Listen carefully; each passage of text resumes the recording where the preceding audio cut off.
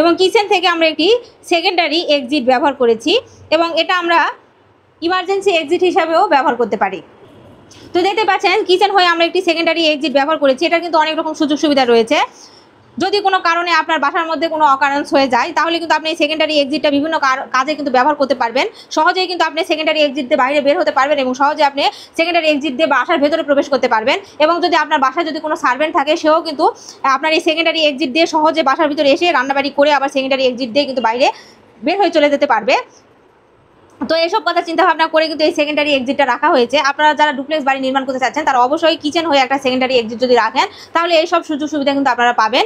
এবং আমরা বাঙালিরা যেখানে যাই সেখানে কিন্তু মাটির চুলায় রান্না করে খেতে দারুণ পছন্দ করি। সেকেন্ডারি এক্সিট যদি রান্নাঘর দিয়ে হয় তাহলে হবে কি, আপনি একটি মাটির চুলা আপনি এখানে সেট করে অস্থায়ীভাবে রান্না করে খাবারটা সহজে কিন্তু আপনি স্টোর করতে পারবেন আবার কিচেনে, এবং যাওয়া আসাটা কিন্তু খুব ইজি হয়ে যাবে আপনার বাইরে থেকে ভেতরে।